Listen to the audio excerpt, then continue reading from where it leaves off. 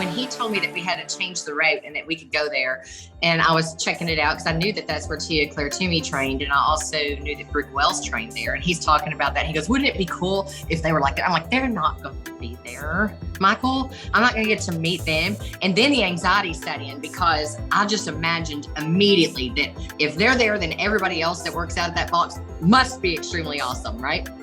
So I was absolutely having to battle that anxiety walking in, thinking, I'm just going to suck this up. I'm going to embarrass us on our very first stop. And I got to tell you, it never ceases to amaze me how welcoming the CrossFit community is. Any box you walk into there, it's like you're immediately accepted like family, and they're cheering you on. I felt like a superstar. It was so funny because Michael was filming me, and I'm usually filming him. And I was like, this is my jam. Check this out, watch this. And so while I was there, the coach, Caleb, was fabulous. He immediately saw something in my snatch, my power snatch, that made it so much easier for me to where I was just banging it, right? And I had talked to you about I had lost my swing.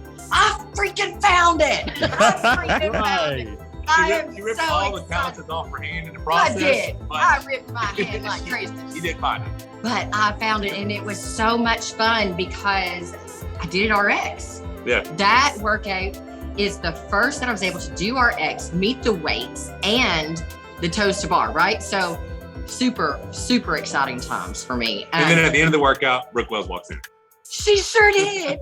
You just totally stole my thunder. So it couldn't have gotten any better. It couldn't have gotten any better. And then I'm like I'm on a high just because of the workout was great. Everybody came up and fist bumps me at the end. I told you the superstar effect, right?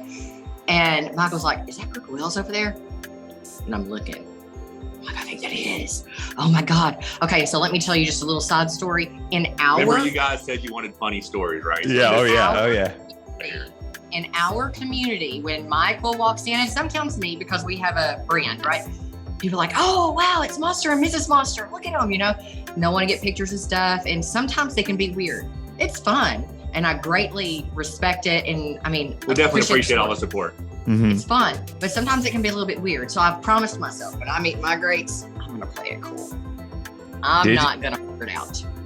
I freaking weirded out 100%. I'm like, Brooke Wells, can I get a picture with you? I was like, "Look, I found my swing." I got blood going all down my hand, and she's instantly like, Oh my God. Oh my gosh. I could not have done it any worse if I tried. It's one of those times when you just want to rewind and redo that, but can't. It's out there funny. now. All right, so we got Rebecca's swing out of the way. She worked on a power snatch. She met Brooke Wells. CrossFit East was amazing. Oh. Gave her a bloody high five. Yeah. So there we go. What was the cue that Kayla was able to give you that helped whatever was you were having a problem with your power snatch to help you correct that? So it was a hang power snatch, right? And go ahead. This is my thing. I'm sorry. He said, when you catch, I want you to think of stomping your heels. Stomp with your heels. And I don't know why, but as soon as I did that, bam, that snatch was coming up so much easier. I was stomping with my heels each time. It's like, I don't know what switch it flipped in my brain, but I was no longer having to struggle to get it up. I was powering it, just with strength, just bringing it up. But I never really got the catch part, right? And so now it's weightless going up, and I just catch it. The movement previously looked more robotic, and now it looks a lot smoother. I was trying to show her, "Hey, honey, you need to do this," and I just couldn't explain it correctly. And all he said was "stomp your heels," and boom, she nailed it. I'm like, "Oh, that was awesome!" So now we get to bowling. You went to East Nashville first, right? And then you went to bowling. Yeah, East Nashville was on the way. So this is the 199 and up left-hand masters division, meaning over 40, which basically just means you've been doing it longer. So that's first one of 100. One, okay.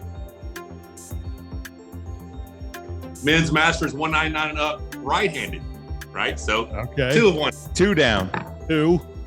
98 Men's to go. open left. Wait. I have them out of order. I thought I have an order. Sorry, I'm showing you I have too many. All right. Oh man. Men's open left 242.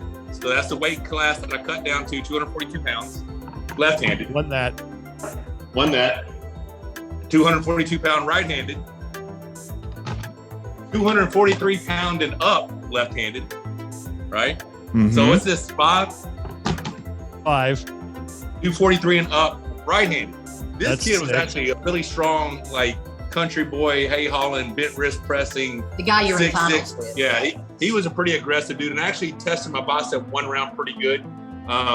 They didn't give me the call, which he's definitely a pin, but then they restarted it, and he kind of shoulder fouled through his body on top of my arm, and I had to catch him down here. And that's the most shock my biceps had since it's worked. And it held up good, so we're good there. Was that the video that you posted on Instagram? Because you posted Probably, the video. yeah. Okay. Yep. That looks crazy though, right? Yeah. That Yeah. was Super, yeah. Oh, All right, so man. here we go. Boom. This is the bling. Ooh. Oh. Ooh. See, Just Medeiros has one of these from the Rain Buttery Bros games, right? Yep. Well, It's like 6 pounds. Oh my God. One of them plus, then you get 2 of them. So this is the Damn. right hand, that's the left hand. So we said 8 was the goal, 8 was the result, 92 All more to right. go.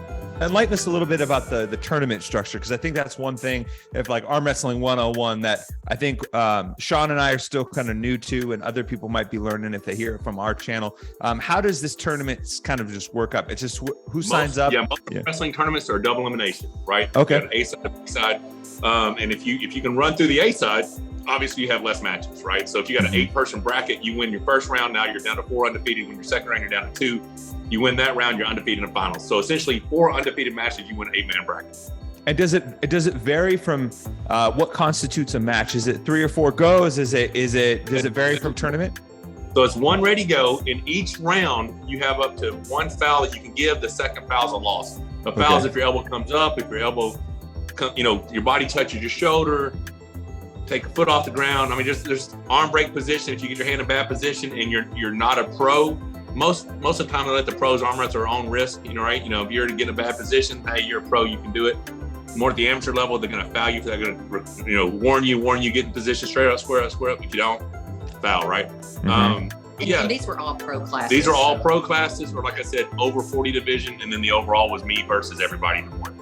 I mentioned that video that you posted on Instagram where it looked like your grip slipped, and I wasn't quite sure what was going on there.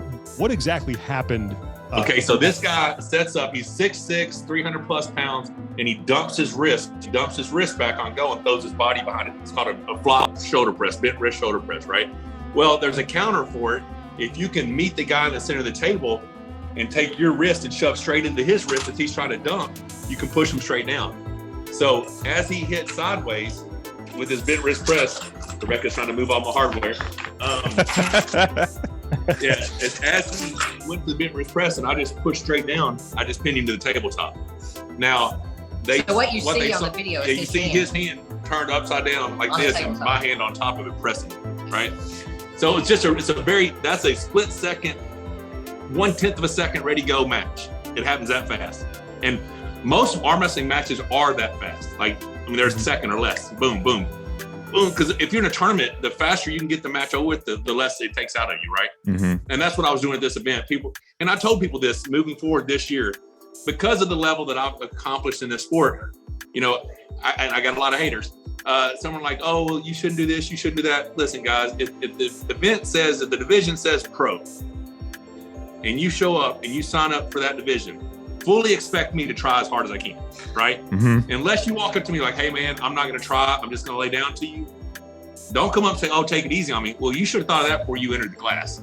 Because as soon as they say go, I'm going. You know what I'm saying? No doubt. I'm trying to win 100 this year. I'm trying to stay injury-free. This event for me was preparing myself physically and mentally for this world championship match I have in 12 days. I don't know if my bicep's going to hold up. I had to test it out. This kid's super, super fast and explosive on go. So I'm going to try to match his speed. So every match, as soon as they say go, I was hitting. As soon as they say go, I was hitting. So